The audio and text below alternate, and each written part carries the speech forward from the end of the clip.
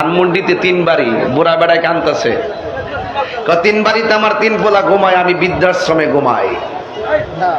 এই জন্যই আল্লাহ কোরআনে লাগাই দিয়েছেন, মা বাবার সঙ্গে শুধুমাত্র অঙ্কুর কালেই ব্যবহার ভালো করলে চলবে না। মা বাবা যদি বৃদ্ধ বৃদ্ধা হয়ে যায় তাদের সঙ্গে ভালো ব্যবহার করতে হবে, ঠিক কিনা বলেন? এই জন্য আমার যুবক ভাইয়েরা, কতদিন পর্যন্ত মা বাবার সঙ্গে ভালো ব্যবহার করবেন? আমার আল্লাহ বলে দিয়েছেন, ইম্মা ইয়াবলুগান্না ইনদাকাল কিবারা আহাদুহুমা আও কিলাহুমা ফালা তাকুল লাহুমা উফফিন ওয়ালা তানহারহুমা ওয়া কুল লাহুমা কাওলান কারীমা। আল্লাহ রাব্বুল আলামিন বলেছেন, মা বাবা যদি বৃদ্ধ হয়ে যায়, বুড়াও যদি হয়ে যায়, মা বাবার সঙ্গে ভালো ব্যবহার করতে হবে। আল্লাহ বলছেন কেন? ওয়াহানান আলা ওয়াহানিন, এই পৃথিবীতে সবচাইতে বেশি কষ্ট করেছেন মা বাবা। ও আল্লাহ, কি ব্যবহার করব? আল্লাহ বলছে ওয়ালা তানহারহুমা, মা বাবাকে ধমক দেওয়া যাবে না। তাইলে কেমন ব্যবহার করতে হবে? আমার আল্লাহ বলেন, ওয়া কুল লাহুমা কাওলান কারীমা, মা বাবা দুইজনের সঙ্গে সম্মানজনক ব্যবহার করতে হবে। জবানটা খুলে বলুন, হুকুম দিয়েছে কে? এরপর আল্লাহ বলেন, ওয়াকফিজ লাহুমা জানাহা যুল্লি মিনার রাহমাহ, মা বাবার সঙ্গে নম্রতার চাদর বিছিয়ে কথা বলো।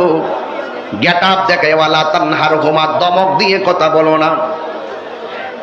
এই জন্য আমার যুবক ভাইরা, অনুরোধ করে বলি, মা বাবার সঙ্গে ধমক দিয়া শান্তি পাবেন না। আল্লাহ যে বলছে ওয়াহানান আলা ওয়াহানিন, কষ্টের পর কষ্ট করে মা বাবা, এই কথাটা আপনি সহজে আমার কাছ থেকে বুঝবেন না। এই কথা যদি বুঝতে চান তাইলে ওই দাইমাকে জিজ্ঞাসা করবেন, ও দাইমা, আপনি তো মায়ের প্রসবের সময় পাশে ছিলেন, দরজাটা লাগাইয়া দিয়েছেন, জানালা আটকাইয়া দিয়েছেন, ঘর অন্ধকার হয়ে গেছে, একটা বাতি লাগাইয়া দিয়েছেন, ওই সময় আমার মায়ের অবস্থা কেমন ছিল? যদি আর একটু আগের থেকে বুঝতে চান, মাকে জিজ্ঞাসা করবেন, আম্মা তুমি নাকি কষ্টের পর কষ্ট করেছো, একটু বুঝাইয়া দাও। মা বলবে, বাবা, ও বাবা, তোর বাপের সঙ্গে যখন আমার বিয়ে হয়েছে সেদিন থেকে আমার হাঁটতে কোনো অসুবিধা হয় নাই, চলতে অসুবিধা হয় নাই। যেই দিন শুনেছি তুই আমার পেটের মধ্যে কনসেপ্ট হয়েছিস, সেই দিন থেকে আমি আর রাতের বেলা শান্তিতে ঘুমাই না। উঁচা নাচা হাঁটতে গেলে আমার বিবেকে বাধা দিছে, পেটে না আমার সন্তান আছে। তুই পেটে যাওয়ার সাথে সাথে আমার সুন্দর হাঁটার স্বাধীনতা আমি হারাইয়া ফেলছি। দিন যত যাইতেছে ভালো করে কাজ করে শুইতাম পারি না।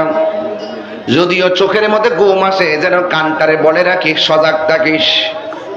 আমি ডান কাত থেকে বাম কাতে যাই নাই।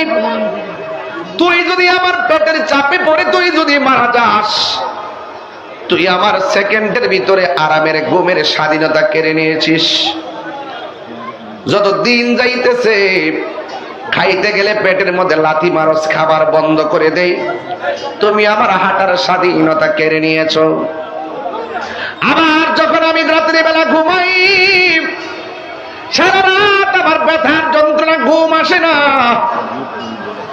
গভীর রজনীতে একটু চোখের মধ্যে ঘুম এসে গেছে মনের অজান্তে। হঠাৎ করে তুমি আমার পেটের ভিতরে এমন জোরে লাথি মারছো, সাথে সাথে আমার ঘুমটা ভেঙে গেছে। তোর বাপে আমার জিগাইছে কান্দ কেন? আমি বলছি আমার ঘুম আসে না, এই জন্য কান্দি। অথচ তোর বাপের কাছে তোর লাথির কথা বলি নাই। সমাজের কোনো মায়ে কোনো মহিলার কাছে তোর দেওয়া লাথির কষ্টের কথা বলি নাই। এরপরে 10 মাস 10 দিন যেই মাত্র পেটের ব্যথা বেড়ে গেছে, ওই মুহূর্তে আমি পাশের বাড়ির মহিলাকে ডাক দিয়া বলছি, বোন গো আসো না, আমার দিক কেমন কেমন লাগে। দাইমা ঘরের ভিতরে ঢুকে যাই। ওই মুহূর্তে দাইমা বলেন, ও সন্তান, তোর প্রসবের সময় তোর মা কি করছে জানোস নি? কয় কি করেছে? কয় বারবার আমার কাছে ছুরি চাইছে, ছুরি। বোন আমার, আগে যদি জানতাম পেটে বাচ্চা নিলে প্রসবের সময় এত কষ্ট, কোনদিন আমার পেটের মধ্যে বাচ্চা নিতাম না। মনটা চাইতেছে নিজের জানটা নিজে দিয়ে দেই। ডাক্তার, কবিরাজ আর বিজ্ঞান বলতেছে যতটুকু ব্যথা হলে মানুষ মারা যায়, এর চাইতে কয়েক গুণ বেশি ব্যথা মায়ের প্রসবের সময় মা পায়। আল্লাহ বাঁচায় রাখে দেখে মা দুঃখিনী বেঁচে আছে। এমন তত্ত্ব কুশাইনগর পাওয়া যায়। সন্তান ডেলিভারি হইতেছে, ওই দিক দিয়ে মার শ্বাস বন্ধ হইতেছে। ব্যথার যন্ত্রণায় অনেক মা আর দুনিয়া থেকে বিদায় হয়ে যায়। এমন ইতিহাস কুশাইনগরে আছে না? না আছে না ভাই?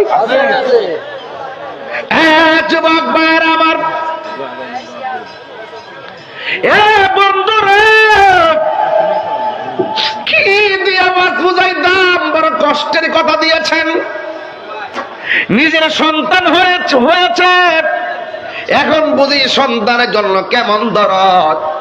নিজের পরিবারকে মাঝে মাঝে বলি, তোমার সন্তানের জন্য তোমার যেই মায়া, আমার যেই মায়া, আমার জন্য আমার বাপ মার এমন মায়া। এই জন্য পৃথিবীর কোনো মায়াকে ছোট করে দেখো না, পৃথিবীর কোনো মায়াকে দুর্বল ভেবো না। এটা রক্তের টান, এটা হৃদয়ের টান। এই টান যতদিন থাকবে ততদিন ঘরে শান্তি থাকবে। আমার আল্লাহ বলেন,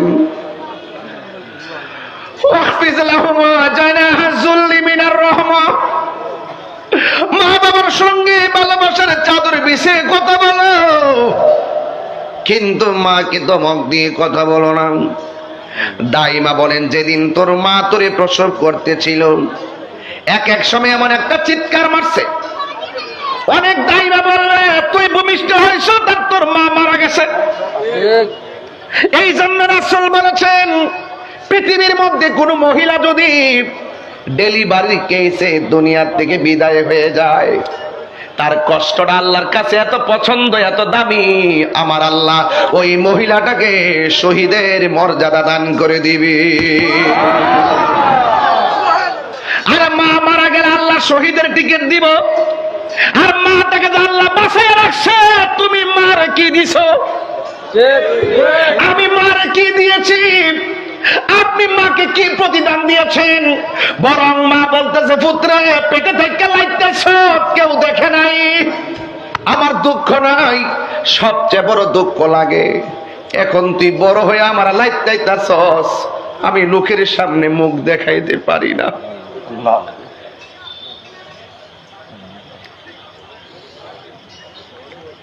এই জন্য যুবক ভাইয়ের আমার, বড় হওয়ার পরে মাকে যখন সন্তান ধমক মারে, সমাজে মা অনেক ছোট হয়।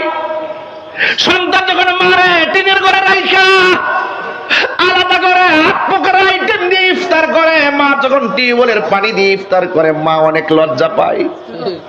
অন্যান্য মায়ের সন্তানরা কত সুন্দর, মা বাপ লইয়া বলের মধ্যে ইফতার মাইকে ইফতার করে।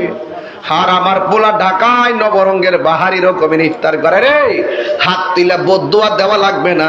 যদি বলে উফ রে ফুত করলে কি, শুধু ইস যদি করে, তোর জীবনটা ধ্বংস হয়ে যাবে। কথা বলেন ঠিক কিনা?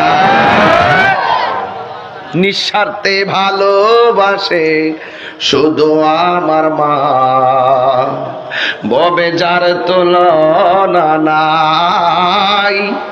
নিঃস্বার্থে ভালোবাসে শুধু আমার মা, ভবে যার তুলনা নাই, সেই মা তোমার চলে গেলে গো, সেই মা তোমার চলে গেলে সার হইব কান্দন, এই জগতে কেউ হবে না মায়েরই মতো, এই জগতে কেউ হবে না মায়েরই মতো। মা তোর আপন কইর যতন, মা তোর আপন কইর যতন, মা অমূল্য ধন, এই জগতে কেউ হবে না মায়েরই মতো, এই জগতে কেউ হবে না মায়েরই মতো। জুরি জুরি কি আল্লাহু আকবার বলা যাবে না? জান্নাতের চাবি আমার মা,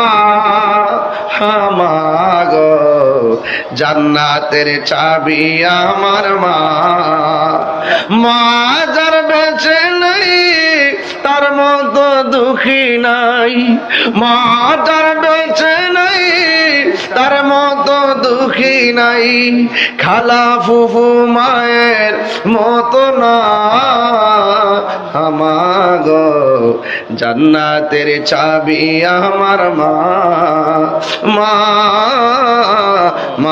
গো জান্নাতের চাবি আমার মা। জোরে জোরে কি আল্লাহু আকবার বলা যাবে না? আল্লাহর হাবিব বলেন সব গুনাহ আল্লাহ চাইলে মাফ করে দিবে, তিন শ্রেণীর ব্যক্তির গুনাহ আল্লাহ মাফ করবে না। এক নম্বর হলো যারা আমার আল্লাহর সঙ্গে শিরক করে, যারা আমার আল্লাহর সঙ্গে শরীক করে এদের গুনাহ আল্লাহ মাফ করবে না। দুই নম্বর হলো যারা বান্দার হক মাইরা খায়, হক মাইরা খাওয়াই না আছে না নাই? আমার যুবক গুলা জবান খুললা বলো আছে না নাই? আমার নবী বলেন যারা মানুষের হক মাইরা খায় এদের গুনাহ আল্লাহ মাফ করবে না। তিন নম্বর হলো যারা মা বাবার মনে কষ্ট দেয় এদেরকে আমার আল্লাহ মাফ করবে না। সব আযাব হাসরের ময়দানে অপেক্ষা করে, একটা মানুষে কষ্ট দিলে দুনিয়া তো ভুগবেন, কবরেও ভুগবেন, হাসরেও ভুগবেন। কামা রব্বায়ানি সগীরা, সবাই বলেন ওয়াকুর রাব্বির হামহুমা কামা রব্বায়ানি। সন্তান যখন চোখের পানি ফেলাইয়া মায়ের কবরের পাশে যাইয়া দুইটা হাত বাড়া দিয়া আল্লাহ তুমি আমার মা বাবার মাফ কইরা দাও, ওই সন্তানের চোখের পানি আল্লাহ বৃথা দেয় না। টাকা দিয়া সন্তানকে আগে মানুষ বানায়া যান, টাকা দিয়া মানুষের বাচ্চা বানায়া দিয়া যান, এই সন্তান আপনার কবরের পারে দাঁড়াইয়া চোখের পানি ফালাইয়া দোয়া করবে। কথা বলেন ঠিক?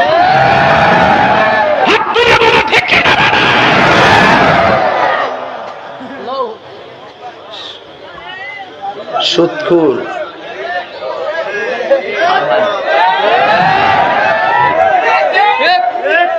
ফেরা থাকতেই আমি ডাক্তার বানাবো, এত টাকা ভামু কই? তাইলে অবৈধ পথে টাকা রুজি করতে হবে, নাইলে কেমনে ডাক্তার বানাবো? অবৈধ টাকা দিয়া, হারাম টাকা দিয়া সন্তানকে ম্যাজিস্ট্রেট বানাইয়া যাইবা কাজ হবে না। হারাম টাকা দিয়া প্রয়োজনে মালিকে তিন বেলা ভাত খাইয়া মানুষের বাচ্চা বানাইয়া দাও, এই সন্তান তোমার জন্য দোয়া করবে।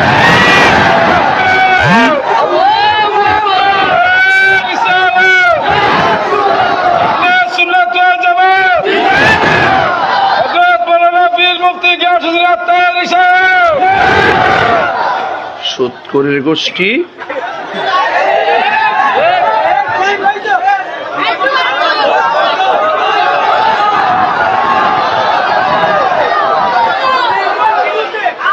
হাত নিচে রেখে নি হইতো হইতো, হাত তুললা কোন জানা হইতো। অ্যাকশন অ্যাকশন, সুদখোরের বিরুদ্ধে, ঘুষখোরের বিরুদ্ধে, ইসরায়েলের বিরুদ্ধে অ্যাকশন অ্যাকশন, ইসরায়েলের বিরুদ্ধে।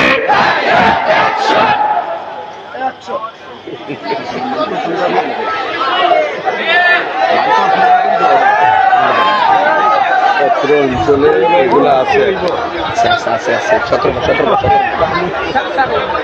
খেলা হবে।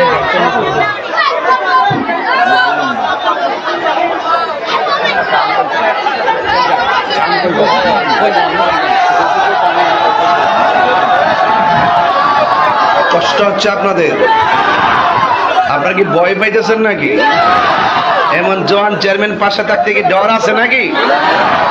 সবাই মিল্লা ধর্ম সমাজ রে, চেয়ারম্যান সাহেব আছে আমার সাথে। গীবত চলবে না, মুনাফিকি চলবে না, টেন্ডারবাজি চলবে না, চাঁদাবাজি চলবে না, মাদকের ব্যবসা চলবে না, চোরাচালানি চলবে না, সুদ খাবার চলবে না, ঘুষ খাবার চলবে না, ফেঞ্চি খাবার।